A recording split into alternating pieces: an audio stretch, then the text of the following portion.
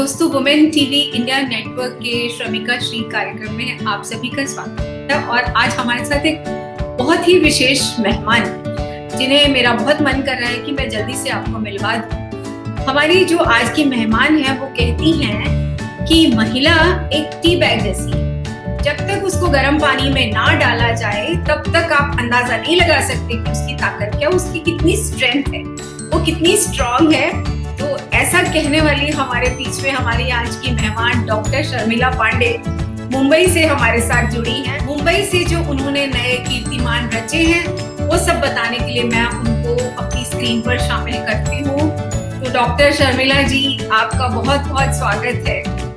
नमस्ते नमस्ते, सभी को मेरा प्रणाम।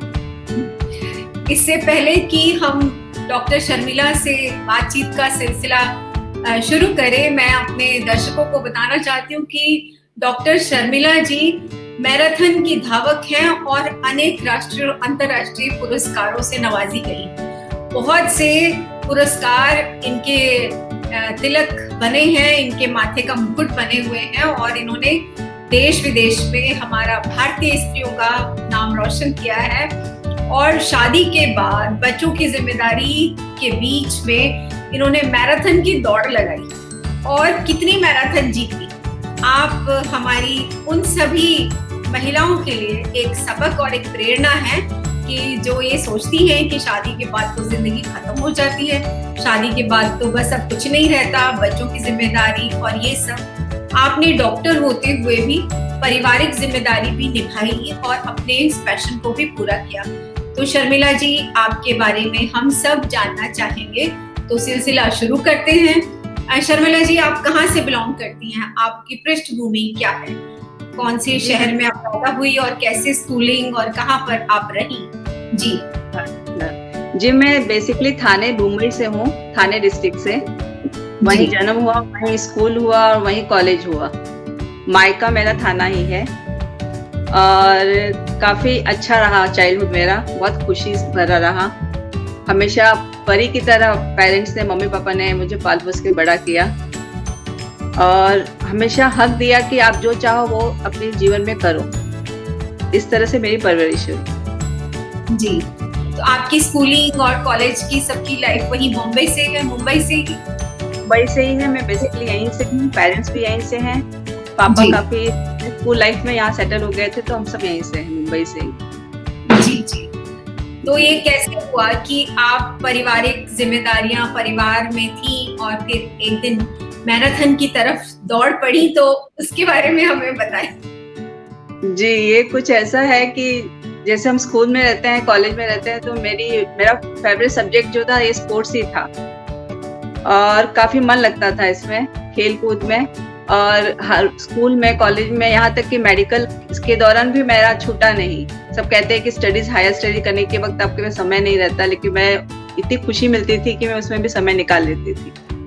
वो हुआ और मेडिकल जैसे ही कंप्लीट हुआ वैसे ही मम्मी पापा ने शादी करने का फैसला किया मेरा। और शादी उससे तुरंत ना पहले से ही तय थी, ऊपर वाला पहले से तय रखता है हर जोड़ी।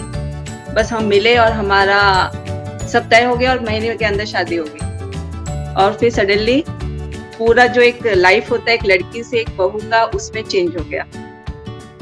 और फिर बस मैं इतनी खुशियां मिली कि लोगों ने इतना अच्छा प्यार दिया यहाँ पे भी ससुराल में, तो मैं खुद को खो दी और उनके साथ उन्हीं में घुल मिल के रहने लगी। और फिर अपना जो सपना होता है या क्या होता है उससे भी मैं बिछड़ गई जैसे। उसके बाद मेरी बिटिया बहुत जल्दी आ गई मेरी लाइफ में। फिर जैसे एक लेडी, एक जो लड़की होती है जब वो माँ बन जाती है तो वो उसकी खुशी का एक अलग स्टेप मेरे जीवन में आ गई। फिर उसी में मैं खुशी खुशी अपनी जीवन जीने लगी और खुद को एडजस्ट कर लिया अच्छी तरह से एक फैमिली लाइफ में, एक मदर बन के, एक वाइफ बन के, एक डॉटर इन लॉ बन के।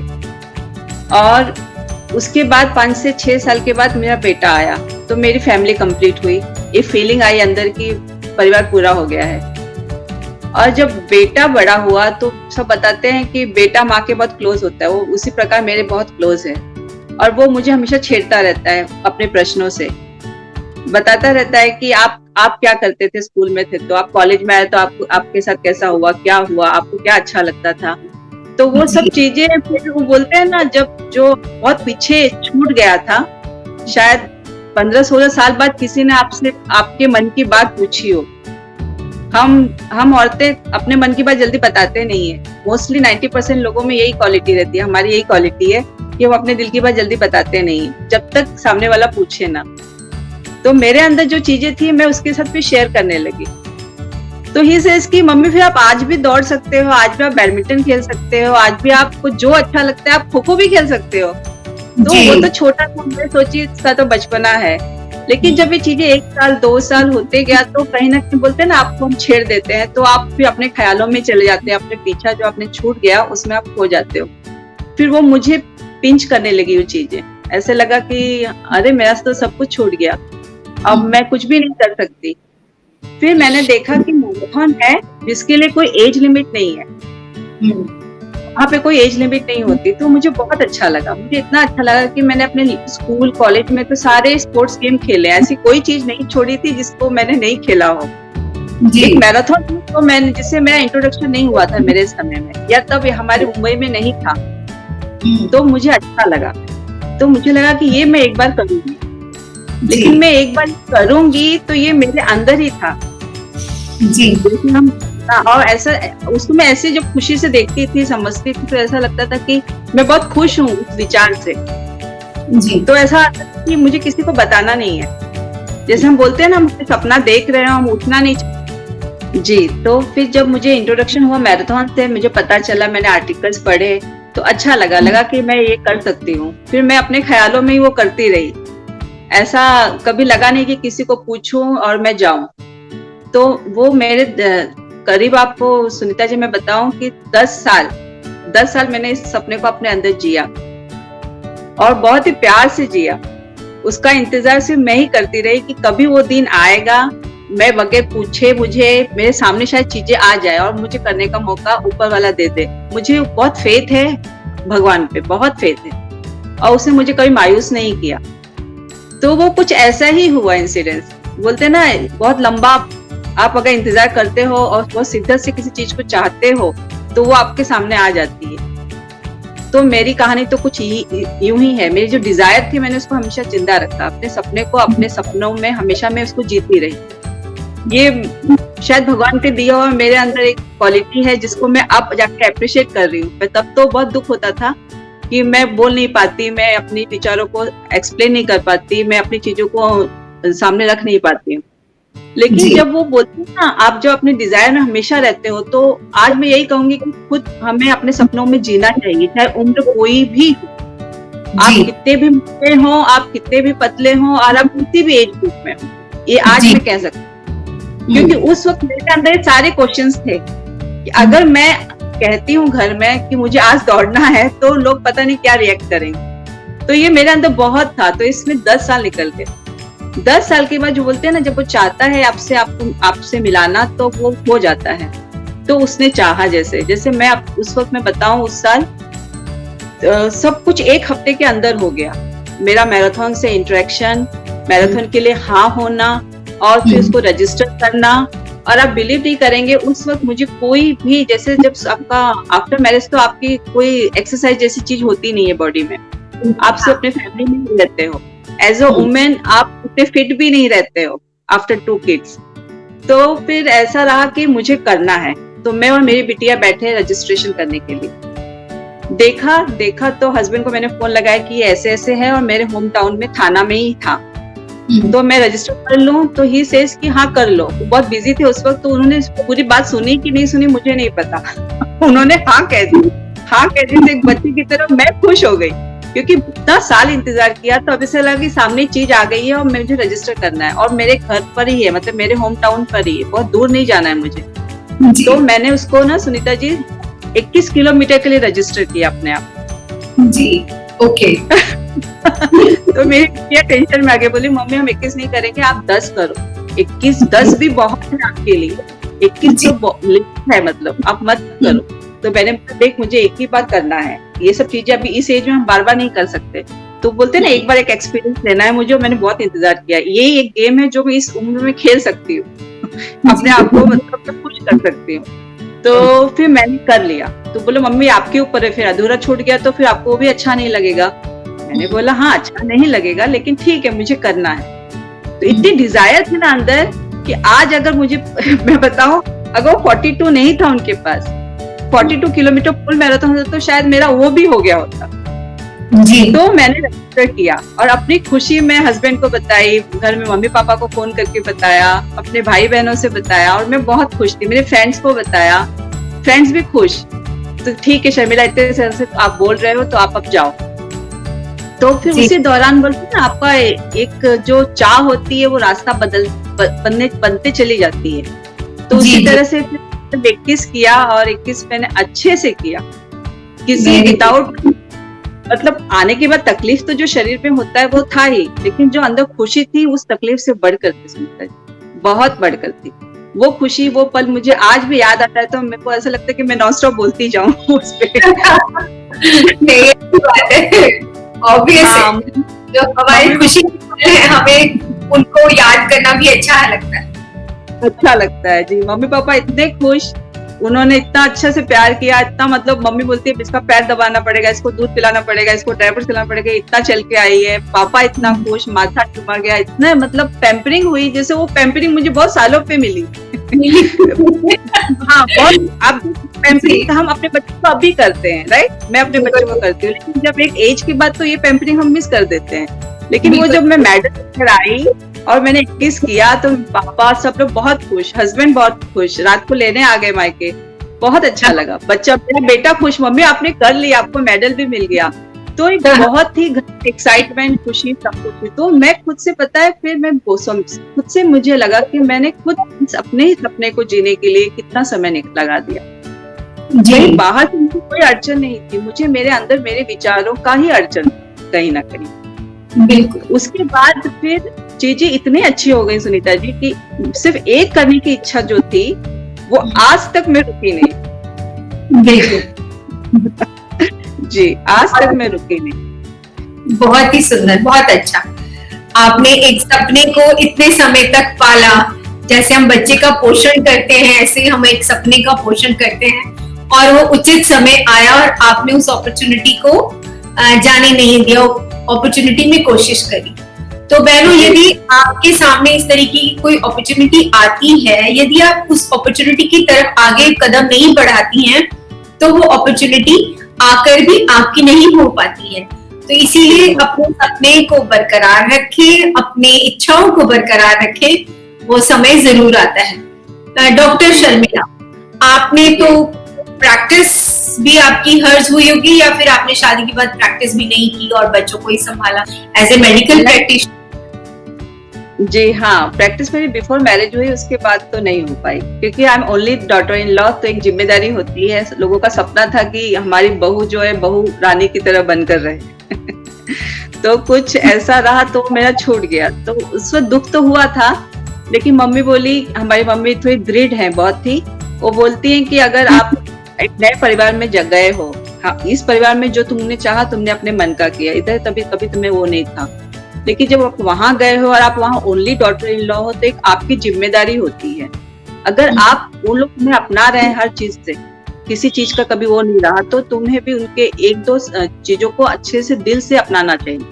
और अगर हम किसी को समय दे देते हैं अच्छे से समझने का, और एज अ वुमेन ये हम ही कर सकते हैं। और उस दौरान मेरी इस समझदारी का सारा श्रेय मम्मी को ही जाता है, क्योंकि as a mother, as a lady, एक लेडी को बहुत अच्छी तरह से समझ सकती है।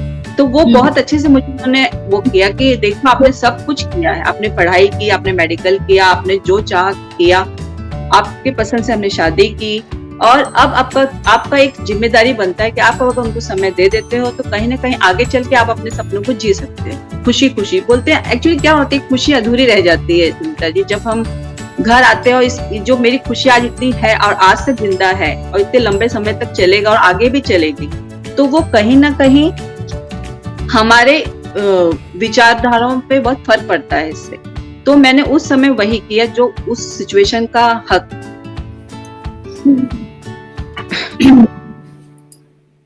ज्यादातर महिलाएं ऐसा ही करती हैं कि जो उस सिचुएशन में बेस्ट होता है वही करने की कोशिश करती हैं, लेकिन फिर भी आपने जिस तरीके से डॉक्टरी की पढ़ाई की और फिर आपने उसको प्रोफेशन में नहीं इस्तेमाल किया या उस क्षेत्र में आप आगे नहीं गई, तो कहीं ना कहीं वो सालता जरूर है। अगर आपके मन में है तो वो भी समय आएगा और वह भी ऐसी परिस्थितियां भी बनेंगी जब आप उस क्षेत्र में भी काम करेंगे। जी जी। आपको कोई और ये सब करने में जब आपने मैराथन में जाने के लिए सोचा तो जी आपको परिवार के अतिरिक्त समाज में भी कोई चुनौतियां आई, या समाज में होता है कि रिश्तेदार मना कर रहे हैं या वो इसको बुरा मान रहे हैं, इस तरीके का कभी कोई सामना करना पड़ा? नहीं सुनीता जी, बिल्कुल नहीं करना पड़ा। मैं वही तो कह रही हूँ, मैंने इस विचार को, इस डिजायर को अपने अंदर 10 साल अगर रखा है तो यूनिवर्स ने कहीं ना कहीं मुझे अच्छे लोगों से ही मिलाया। जैसे आपसे मैं जुड़ी तो मैं खास हो गई, वरना मैं तो आम ही, मैं तो सिर्फ अपने सपनों को जीने के लिए निकली थी ना। एक मैराथन करने का जो शौक था वो मैंने इतना पाला कि ऊपर वाले बोलते हैं ना, जब आप किसी चीज को बहुत शिद्दत से चाहते हो ना तो वो खुद आता है, आपकी उंगली पकड़ के आपको आगे ले जाता है। मैं इस बात पे बिलीव करती हूँ, इतना बिलीव हो गया है और आज तक चल रही हूँ तो इतना बिलीव है कि नहीं, वो होता है। और आप अगर सच्ची राह चलते हो, आपका रास्ता, आपका विचार सही है, तो आपके साथ अच्छे लोग ही जुड़ते हैं। मुझे जब मैं बता रही हूँ, जब फैमिली उस दौरान नहीं खुश थे, मेरे हस्बैंड के कजिन्स मुझे फोन कर करके, उनको विश्वास नहीं हो रहा था कि भाभी ने 21 किलोमीटर कर लिया। तो वो खुशी मुझे मिली, तो वो खुशी मिलने से मैंने अपने आप को आगे बढ़ाया। मैं यहाँ तक कि मैं बॉम्बे में ही नहीं, मैं मुंबई, पूना, महाबलेश्वर, कोल्हापुर, लोनावाला, इतनी जगह जाके आ चुकी हूँ मैराथन के जरिए ही। मतलब फैमिली ने भी प्यार किया और लोगों, सोसाइटी मुझे, मतलब वही बोलते हैं ना हम लोग, मैं लकी रही इस मामले में, मैं लकी रही कि मुझे अपशब्द या ऐसे कुछ, कभी ऐसा कुछ मिला नहीं, कभी नहीं मिला। बहुत अच्छा प्यार। और जो स्पोर्ट्स कम्युनिटी है ना, जो रनर कम्युनिटी है ना, वो इतनी अच्छी है। मैं बताऊं, मैं अभी तक जिस कम्युनिटी से जुड़ी हूँ, हर जगह मुझे क्लैप मिला, हर जगह मान सम्मान प्यार मिला जी। और शायद बड़ी वजह है मैं आज तक चल रही हूँ, शायद वही वजह है जी। बड़े सौभाग्य की बात होती है कि आपको हर तरफ से सम्मानजनक व्यवहार मिले और ऐसा आपको परिवेश मिले, परिवार मिले। तो परमात्मा, मैं तो कामना करती हूँ कि सभी हमारी बेटियों को, सभी स्त्रियों को इसी प्रकार से इतना सद्भावना वाले परिवेश में काम करने का, अपने पैशन को जीने का मौका मिले। तो जब आप बाहर जाती हैं मैराथन में, तब फिर आप कैसे अपने आप को व्यवस्थित करती हैं? क्योंकि तब तो बच्चों का और परिवार का जो समय है वो हर्ज होता है, तो उस हर्ज जाने को कैसे मैनेज करती हैं फिर? जी, पहले तो वैसे था ना, पहले तो शुरू में जब मुझे पहली बार मैं पूना गई, तो पूना हमारे जैसे हम दौड़ते हैं तो हमारा ग्रुप बन जाता है, तो ग्रुप में सब जेंट्स लोग थे। अब तो सब है, तब तो उस दौरान मैं ऐसे ग्रुप से जुड़ी जहाँ सिर्फ जेंट्स थे। तो उन्होंने कहा कि चलिए शर्मिला जी, इसी बहाने हम लोग भी साथ में, आपका आउट, मतलब मुंबई से बाहर एक मैराथन हो जाएगा। उधर भी मुझे 21 करना था। तो मैं बहुत खुश हो गई सुन के तभी, तो उस दौरान पहली बार बता रही जब घर से बाहर गई। तो फिर मैं सोची ये मेरे तक ही ठीक है, मैं खुश हो गई। लेकिन उन्होंने मुझसे कहा, मैं खुश हो गई, लेकिन मुझे मुश्किल है कि घर पे मैं बताऊंगी और मुझे कोई हाँ बोलेगी। बहुत मुश्किल, बहुत मुश्किल होता है। हाँ, मतलब ऐसे क्या है, मेरा थोड़ा स्वभाव है कि मुझे लगता है कि अगर सामने वाला खुश नहीं तो वो चर्चा ही क्यों करना, घर का या माहौल क्यों बिगाड़ना, या ऐसा एक सोच है। तो मैंने अपने भाई से बताया फोन करके, भाई छोटा, उसको अपनी खुशी बताई कि मुझे ना बॉम्बे तो ठीक है यार, पूना जाना है, सब लोग जा रहे हैं और वहाँ मैराथन है और बहुत बड़े पैमाने का, मतलब बड़ा मैराथन है, वो कर लिया, मतलब कुछ एक अचीवमेंट जैसा रहेगा। तो बोला कि तो कुछ रजिस्टर कर ले, चली जा। तो मैंने बोला यार मैराथन के लिए, सिर्फ मैराथन के लिए पूना जाना और एक दिन पहले जाना है, तो मैं कैसे पूछूं? मुझे नहीं लगता जिया जी हाँ बोलेंगे। जिया जी हाँ भी बोल दिए तो मम्मी पापा क्या बोलेंगे, मतलब इन लॉस क्या बोलेंगे। तो वो ही सेज कि नहीं, ऐसा कोई बात नहीं है, अब एक बार पूछ के देखने में क्या जाता है। और जब तक तू पूछेगी नहीं, उनको पता कैसे चलेगा कि पूना कोई ग्रुप जा रहा है, वहां पे कोई मैराथन है। तो मैंने हिम्मत करके पूछ लिया। हस्बैंड और बच्चे साथ में बैठे थे जी। बोलो एक बार में, अरे वाह मम्मी आप पूना जाओगे। हस्बैंड भी अरे वाह बढ़िया, जाके आओ भाई, पूना दौड़ो अभी, अब तुम्हारा तो कदम रुकने वाला नहीं है। मैं इतनी खुश हो गई पिताजी। मैंने बोला सच्ची कि मैं रजिस्टर कर लूं, क्योंकि सबका हो गया ग्रुप में, मेरा ही बाकी है। तो सब इतने अच्छे, वही बात है कि कहीं ना कहीं दुआ और ये विश्वास रखना ही चाहिए हमें एज ए वुमेन, कि हमें हर चीज मिलता रहे। तो वो हाँ हो गया, और हाँ होने से मैं चली गई। आपको पता है मेरा उपवास भी था, करवा चौथ था उस वक्त। था संडे को, सैटरडे को करवा चौथ था, संडे को रन था। तो ये बोले कि तेरा उपवास भी है तो कैसे क्या करेगी। मैंने बोला मैं सब कुछ कर लूंगी, आप लोग अच्छे से खुशी से हाँ बोल दिए तो मैं सब कुछ कर लूंगी। समझ रहे हो ना आपके पास। तो करवा चौथ सैटरडे में मैंने जर्नी तय की, मैं रात पहुंची और सुबह हम उठ के रन के लिए, और पता है आपको सुबह 5 बजे हमको इकट्ठा होना पड़ता है रन के लिए। हाँ, ऐसा होता है। तो मैंने कर लिया और मैं खुश हूँ, बहुत खुश हूँ। मेरा ग्रुप साथ में था, बहुत अच्छा लगा। तो वो एक पहला मेरा आउटडोर, बोल दीजिए आउटडोर मेरा मैराथन था। उसके बाद तो जर्नी रुकी नहीं, काफी फ्रेंड्स लोग सब बोलते हैं ना, छोटी छोटी सेलिब्रेशंस चालू हो गए तभी से ही। कहीं चीफ गेस्ट बन के बुला रहे हैं, कहीं एज एम्बेसडर बुला रहे हैं, ऐसे वो जर्नी तब से मैं खुशी खुशी एंजॉय कर रही हूँ। शुक्रिया भगवान का हर चीज के लिए। वो एक पब्लिक लाइफ भी शुरू हो जाती है, क्योंकि ऐसा बहुत कम महिलाएं करती हैं, और जो करती हैं तो फिर औरों के लिए एक बहुत ज्यादा पॉजिटिव संदेश जाता है, पॉजिटिव एक मैसेज जाता है। लगता है कि जैसे पता नहीं मैं क्या अजीब कर रही हूँ, लेकिन मन में तो आता है कि मेरे को तो ये इच्छा थी इतने सालों से करने के लिए, कि उस चीज को ईश्वर ने बहुत अच्छे से एक मोड़ दे के और अच्छे से अभी तक चला रहे हैं। यहाँ तक देखिए कि आपसे भी जुड़ना हो गया मेरा।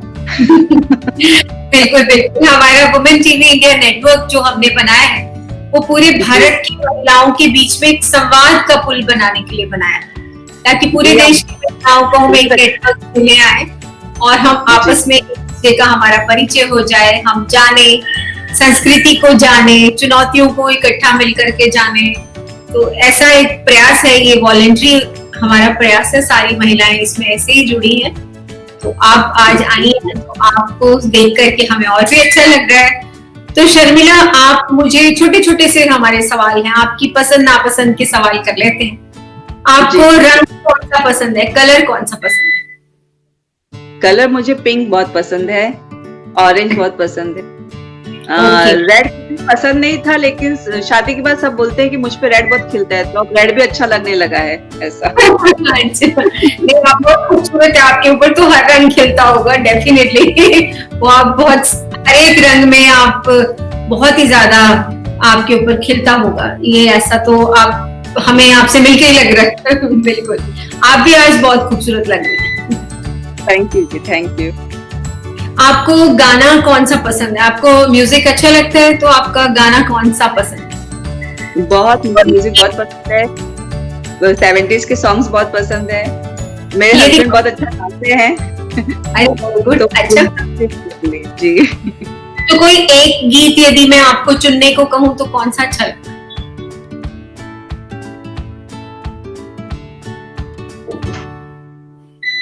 एक तो जो मेरे हस्बैंड मेरे लिए गाते हैं वो मुझे अच्छा लगता है बहुत, कभी कभी का गाते हैं वो मेरे लिए। वो इतना गाते हैं कि मेरी बिटिया छोटी थी तो बोलती ये गाना तो मम्मी पापा का है, ये गाना टीवी पे कैसे आ गया। इस तरह से ये था। क्योंकि कभी कभी तो बहुत से गीत है, कौन सा गीत? वही कभी कभी दिल में ख्याल आता है। अच्छा, ठीक है, खूब। और आपको परिधान, पहनावे में क्या पसंद है? एज ए वुमेन को कौन सा ड्रेस आपको पहनना अच्छा लगता है? मुझे साड़ी पहनना अच्छा लगता है जी। मुझे साड़ी पहनना बहुत अच्छा लगता है, और अपने आप को सजाना संवारना अच्छा लगता है जी। वुमेन अच्छी तरह से जीती हूँ मैं।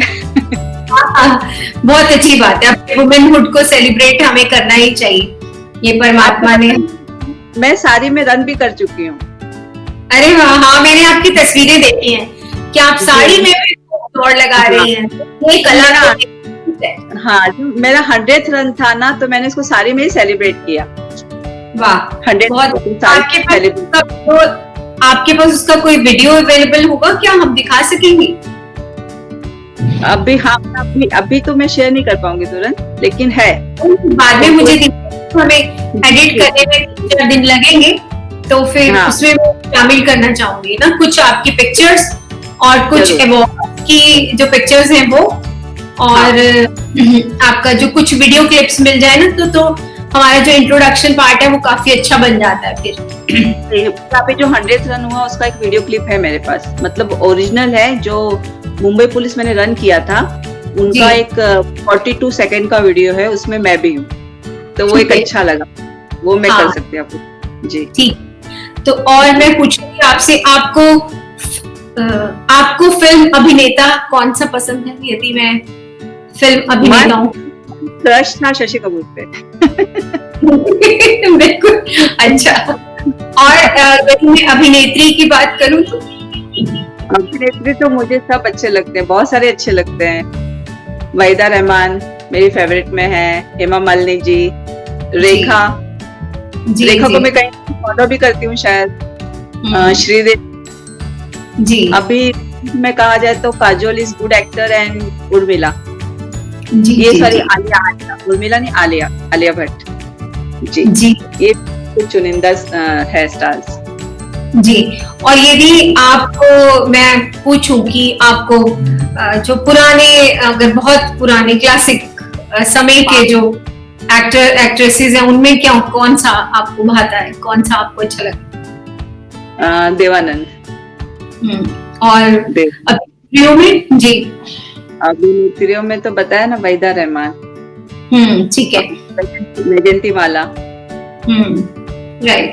और आपको मैं स्पोर्ट्स पर्सन में बात करूं तो खिलाड़ियों में आपको कौन सी महिला खिलाड़ी आपको लगता है कि हाँ इससे मिलना चाहिए?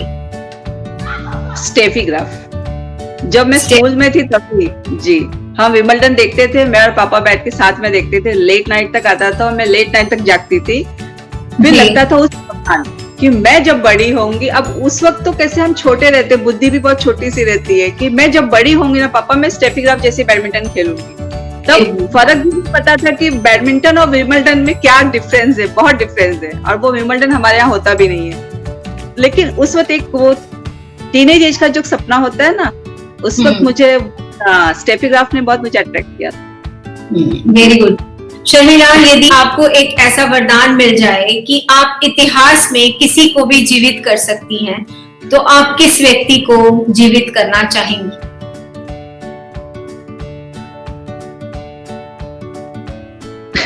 मेरी मम्मी को। जी, ओके, राइट। मैं उनको मिस करती जी। माँ और बेटी का एक बहुत गहन रिश्ता होता है। और यदि आपको एक निर्जन टापू पर छोड़ दिया जाए और कोई 2 वस्तुएं आप अपने साथ ले जाना चाहें, तो क्या ले जाना पसंद करेंगी? सिर्फ अपने आप को और मेरे मोबाइल को, बस। I love to this type of thought, और वो आज भी मुझे थ्रिल कर देता है।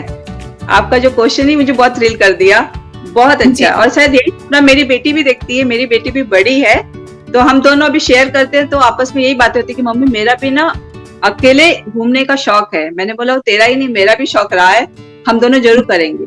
आपको मैं बता दूं, मैंने मानसरोवर ट्रैक किया और मैंने अपने परिवार से अकेले गई। वाह, देवी माँ की आशीर्वाद से ही हुआ है। वो कहते हैं, मैं कुछ चीजें मैं करती गई हूँ, कभी इच्छा नहीं रखती, मतलब मांगना या बोलना या बताने का थोड़ा मेरे अंदर कम है, संकोची नेचर है, तो वो चीजें कम है। नवरात्रि थी पिछले साल मार्च वाली, सैटरडे को नवमी पूरी हुई, हमारे यहाँ हवन होता है। मैं हर साल में 2 बार हमारे नवरात्रि होती है, हम नॉर्थ इंडियंस है ना, तो आपको ही पता होगा। तो फिर करती हूँ, 9 दिन का उपवास रखती हूँ और मैं बहुत शिद्दत से वो मानती हूँ। तो वो जो मैं नवरात्रि के मेरे 9 दिन पूरे हुए हैं, हवन हुआ है, और शाम को मुझे पता चला है कि मानसरोवर का ऐसे ग्रुप जा रहा है। मुझे कॉल आया है, अगर आपकी इच्छा है तो चलो, कल का लास्ट वो है, डे, अगर हाँ है तो संडे को आप निकाल लो फ्लाइट की टिकट और मंडे को सारे डॉक्यूमेंट्स दे दो। आपको पता है, फादर इन लॉ को मैंने बताया, पापा ने एक बार में हाँ कहा। थोड़ा है, मुझे लगा था हस्बैंड पूछेंगे, इसलिए मैंने उनको नहीं पूछा। जैसे मैंने आपको बताया ना मेरा नेचर, मैंने उनको नहीं पूछा, मैंने उनको बताया भी नहीं। जी। मैंने फादर इन लॉ को बताया कि वो समझेंगे मेरी फीलिंग्स को, क्योंकि वो हमेशा मुझे देखते हैं, मुझे मोटिवेट भी करते हैं। यहाँ तक कि आपको पता है जब न्यूज़पेपर में आर्टिकल्स आता है मैराथन का, तो ही गिव्स मी, देखो पढ़ा है। जी, आप समझ सकते हैं बात को। तो वो बहुत अच्छा लगता है कि आपको वो अप्रिशिएट कर रहे हैं। जी। तो वो बोले हाँ ठीक है, तुम हाँ बोल, तुम जाओ। और मैंने रात, हस्बैंड बात सुन रहे हैं, मैंने उनसे डायरेक्ट इंटरेक्ट नहीं किया, वो बात सब सुन रहे हैं। और मैं सोच रही हूँ कि मैं इनको बोलूंगी नहीं, और वो सोच रहे हैं कि मैं क्या बोलूं। हम दोनों की यही मनस्थिति थी। और इसी दौरान हमारे पास 2 घर है, तो हम फैक्ट्री पे चले गए वहां पूजा की, तो वहां रात के 12:30-1 हो गए। और सुबह सब काम फाइनल करना है, और पापा हाँ हो गए, मैं हाँ हूँ। मैं खुश हूँ अपने आप में कि हे प्रभु, अब ये सिर्फ सिचुएशन है, इसको हाँ में ही चाहिए मुझे, क्योंकि मैंने बहुत लंबा इंतजार किया है। फेस कैम करने की इच्छा है, लेकिन अभी तक हाँ नहीं बोले हस्बैंड। तो मैंने बोला मैंने पूछ के या बता के गलती की, शायद हमेशा इंतजार कर लो तो शायद चीजें हो जाती है। मेरे केस में ऐसे रहा है। तो बोलते हैं सुबह उठ के कि क्या हुआ, तुम जा रही हो कि नहीं जा रही हो। मैंने बोला कहाँ जाना है।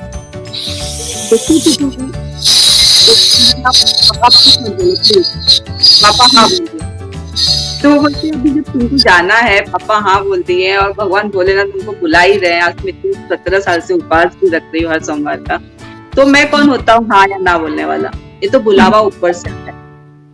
तो ये जो शब्द थे ना उनके, ये जो सेंटेंस, उन्होंने इतना ही सेंटेंस कहा, सुनीता जी मुझे तो लगा कि मैं वहीं तर गई और मैंने कर लिया, समझो। मेरे अंदर खुशी आ गई। बस तुरंत 9 बजे कॉल किया गया, फ्लाइट में देखा गया, उस जो फ्लाइट मुंबई टू लखनऊ जा रही थी, जिसमें पूरी टीम जा रही थी, उसमें सिर्फ 2 सीट अवेलेबल। वो बोलते ना कहीं उसका बुलावा वाकई होता है। हमारा सवाल अगला ये है, कोई आपके जीवन के बहुत खूबसूरत पल जो आप हमारी ऑडियंस के साथ शेयर करना चाहें।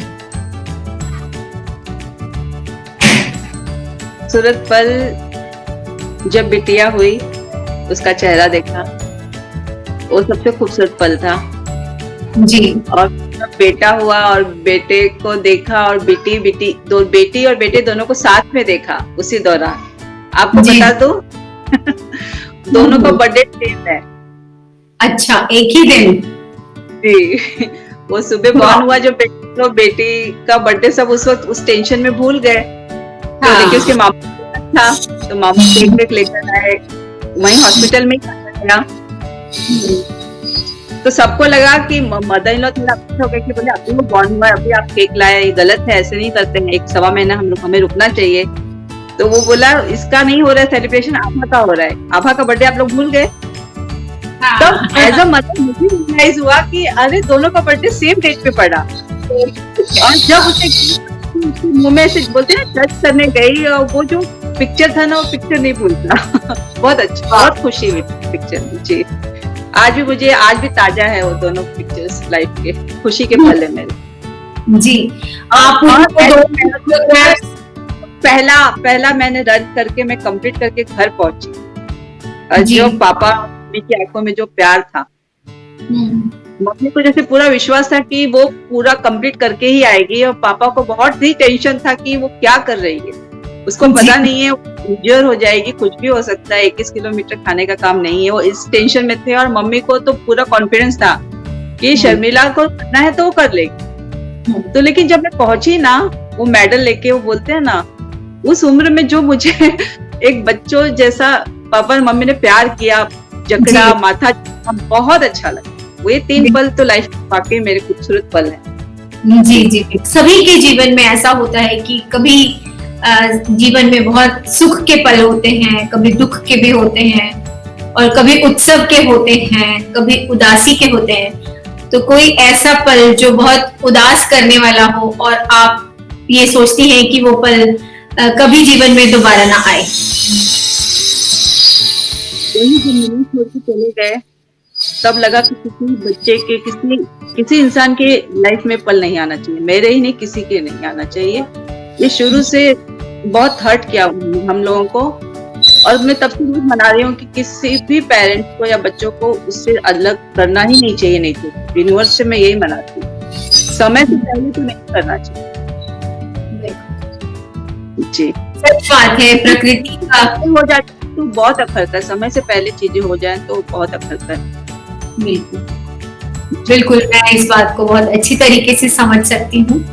हम चाहते तो यही है कि कोई बच्चा अपने माँ बाप से ना बिछड़े, समय के साथ सारी चीजें होती रहें, लेकिन कभी ऐसा भी घटता है जिस पर हमारा वश नहीं चलता। वो हमारी जिंदगी के सबसे दुखद क्षण होते हैं। तो शर्मिला, अगला सवाल आपसे कि आपके भविष्य का अब सपना क्या है? कोई सपना आपका अभी बाकी? जी, बाकी है। मुझे फॉरेन में करना है, फुल रन करना है और साड़ी में करना है। ये सपना मैंने इसी कोविड में देखा है और मैं इसे जरूर पूरा करूंगी। 1 साल बाद ही सही, दुनिया जब पूरी खुल जाएगी, लेकिन मैं इसे जीऊंगी। क्योंकि अब पता नहीं, जैसे इस कोविड ने तो इतना शॉक कर दिया कि जिंदगी एकदम थम सी गई। जी, हर किसी की जिंदगी एकदम थम सी गई, सपने रुक से गए, पता ही नहीं था ऐसा कुछ लाइफ में आएगा। लेकिन इसने मुझे एक और दृढ़ता दे दी कि अब नहीं शर्मिला तो फिर कब टाइम नहीं मिले शायद, तो मुझे वो करना है सुनीता जी। और आपसे रिक्वेस्ट है कि आप प्रे करिए मेरा सपना पूरा हो जाए। जी बिल्कुल बिल्कुल, हमारी तो बहुत प्रार्थनाएं रहती हैं सभी महिलाओं के लिए, आपके लिए भी है कि आप जो सपना देखें, जो आपने सपना देखा है, ईश्वर आपके उस सपने को पूरा करेगा। हमारी सबकी शुभकामनाएं आपके साथ हैं। आज आपने हमारे लिए इतना समय निकाला, अपनी जर्नी हमें बताई। आपकी बहुत क्रिएटिव, बहुत इंटरेस्टिंग जर्नी है। हमारी बहनों को आपका वीडियो देख करके बहुत अच्छा लगेगा। हम आपसे अब इजाजत लेते हैं। आपका बहुत बहुत शुक्रिया। शुक्रिया, बहुत बहुत शुक्रिया, थैंक यू। दोस्तों, आप देख रहे थे हमारे साथ डॉक्टर शर्मिला मुंबई से बनी हुई थी और अपनी मैराथन की जर्नी और अपने जीवन के अच्छे, खूबसूरत और उदासी के पल उन्होंने हमारे साथ शेयर किए। बहुत ही खूबसूरत सोल है। हम उनके सुखद भविष्य की कामना करते हैं और उनके सपनों को पूरे होता देखना चाहते हैं। इसी उम्मीद के साथ हम आज इस कार्यक्रम से विराम लेते हैं। मेरा सभी हमारे दर्शकों से निवेदन है कि आप हमारे इस कार्यक्रम को शेयर कीजिए, सब्सक्राइब कीजिए हमारे इस चैनल को और अपना कमेंट दर्ज करके हमारी सभी बहनों का, हमारे इस नेटवर्क का, हमारे वॉलंटियर्स का आप हौसला बढ़ाते रहिए। अगले हफ्ते फिर किसी नए मेहमान के साथ मैं फिर आपसे रूबरू होंगी। तब तक के लिए मुझे दीजिए इजाजत। नमस्ते, जय हिंद और जय भारत।